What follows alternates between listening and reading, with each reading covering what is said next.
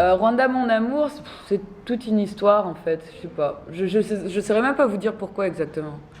Je pense simplement que ça fait référence à ma mère, ça fait référence à un pays que j'ai laissé parce que j'avais pas le choix, comme beaucoup de gens d'ailleurs. Il y a beaucoup de gens qui sont partis, ils n'avaient pas le choix.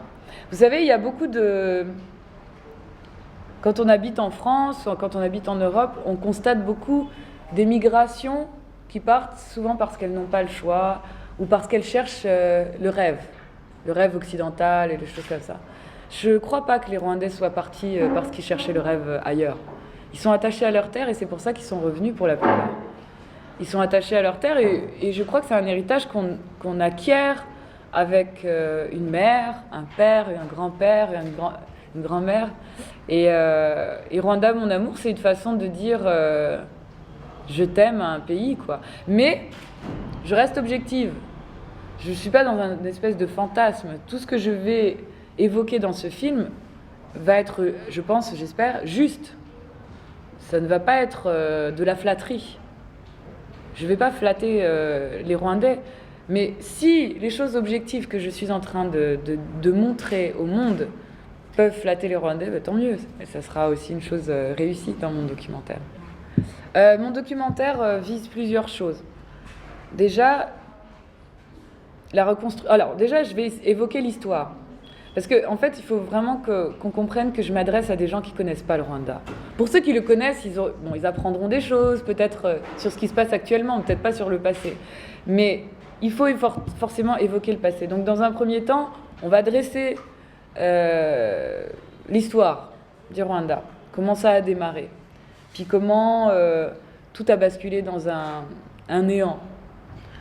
Puis ensuite, je commence à interroger des gens qui font partie justement du développement du pays et de la reconstruction. Ensuite, je vais chercher des témoignages de gens qui ont un regard sur ce pays et sur son développement. Par exemple, des journalistes, par exemple, des économistes, par exemple, des experts géopolitiques, et des historiens. Puis, je vais chercher la population. Je vais prendre des témoignages dans la population pour qu'ils nous donnent leurs sentiments eux aussi. Parce que c'est pas un documentaire sur une élite, c'est un documentaire sur toute la population rwandaise. Et je vais parler aussi d'une chose qui me surprend énormément au Rwanda, mais qui fait en fait... Et enfin, petit à petit, c'est comme un puzzle. Le documentaire prend forme parce qu'il y a plusieurs choses qui arrivent, des choses dont je ne m'attendais pas. Dans mon documentaire, je devais évoquer aussi les centres de réhabilitation, par exemple de Mutobo, de Muhoza. Déjà, je devais parler celui de Mutobo au début. Après, je découvre qu'il y a Muhoza. Et j'ai un entretien avec Monsieur Sainzoga, qui lui m'explique comment fonctionnent ces centres-là. Nous, on va rencontrer des gens qui sont dans ces centres. Puis on se rencontre d'une autre face du visage du Rwanda, qui est celle de l'école de la seconde chance. C'est-à-dire comment on démobilise ces gens-là, qui viennent du FDLR, d'un camp qu'on pourrait dire ennemi, mais qui sont rwandais. Comment on réinsère ces gens-là dans la société. Moi, en tant qu'occidentale aussi, c'est une chose auquel on n'est pas habitué. Donc c'est une chose très forte qui peut faire partie du documentaire, c'est montrer aussi comment on accueille ces gens qui sont rwandais et comment on leur explique que le Rwanda, c'est leur nation et qu'il n'y a pas d'ennemis ici. Je vais rencontrer des gens, des rescapés, qui nous racontent comment ils se sont reconstruits, des anciens tigistes qui nous racontent comment ils se sont reconstruits aussi dans la société, comment a été leur sentiment quand ils ont quitté bien ces centres, ces tiges, les travaux d'intérêt généraux, des ministres qui nous expliquent comment ils ont participé eux-mêmes à l'échange. Là, j'ai rencontré Tito, le grand Tito. Et vraiment, j'ai pris une leçon d'histoire. Mais il nous a expliqué comment la Constitution a été établie. Et ce qui est intéressant, c'est que ça s'est fait avec le peuple.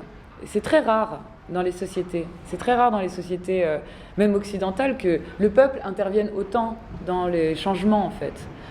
Et du coup, moi, je pense et j'espère que ce documentaire va être une inspiration pour pas mal d'autres pays d'Afrique.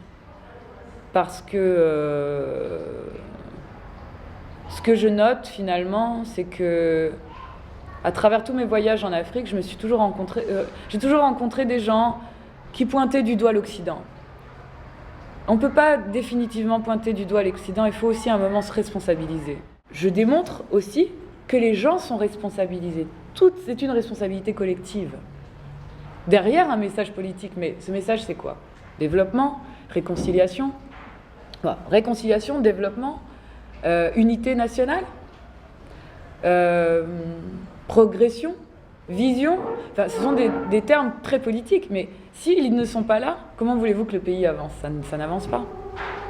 J'ai essayé de chercher des défauts, j'en ai pas trouvé beaucoup. Si, peut-être.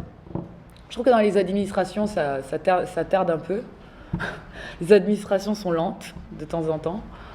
Mais bon, ça, c'est comme tout partout. Hein. Je pense qu'en France, c'est exactement le même problème. Et bon, après, pour le reste, je trouve que le Rwanda a fait des pas de géant, en fait.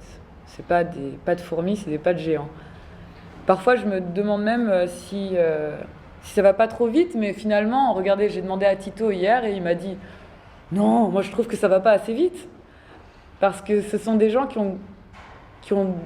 Par exemple, Tito, s'il faut donner son exemple, c'est quelqu'un qui a passé presque la majeure partie de sa vie à se battre pour son pays, à revenir au pays, à essayer de remettre sur pied ce pays avec d'autres personnes. Évidemment, il n'était pas seul.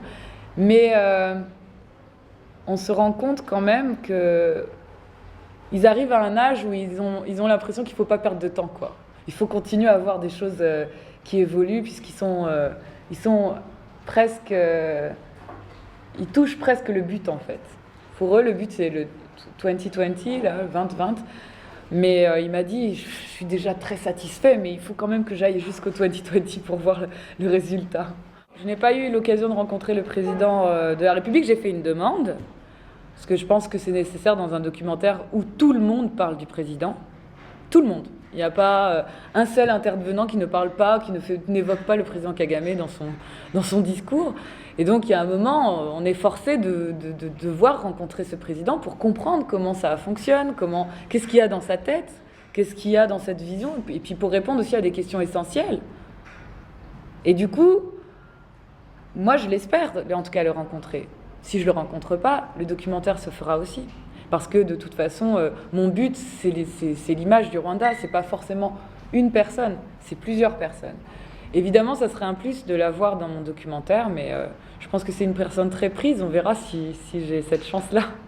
Moi, vous savez, ça fait 13 ans que j'ai été élue Miss France et honnêtement, ça ne m'intéresse plus vraiment. Ce qui m'intéresse le plus aujourd'hui, c'est d'être actrice, de réaliser des films, de réaliser des documentaires. En fait, pour être très honnête, après Miss France, j'ai quand même fait 1 ou 2 années de mannequinat pour voir comment c'était. Bon, on gagne bien sa vie, mais on sacrifie beaucoup de choses. On mange mal, on fait très attention à son poids, on est obsédé par son poids. Qu'est-ce que vous avez évité? Tout ce que j'ai évité. J'ai évité ça parce que... Enfin, je l'ai fait pendant 2 ans parce qu'il fallait quand même que je gagne ma vie et puis que je garde un peu d'argent pour faire d'autres projets. Mais pendant ces 2 années, j'ai pris des cours de comédie. Je me suis faite oublier parce que Miss France, c'est une image très forte qui vous marque au fer rouge. Et pour entrer dans le cinéma, j'étais obligée de me faire oublier en tant que Miss. Donc pendant 2 ans, j'ai fait du mannequinat discrètement dans des pays. Je suis partie à l'étranger, aux États-Unis, au Japon et tout ça. Et en revanche, je prenais des cours de comédie quand j'étais à Paris, dans des écoles collectives, avec des gens qui se demandaient parfois pourquoi j'étais là.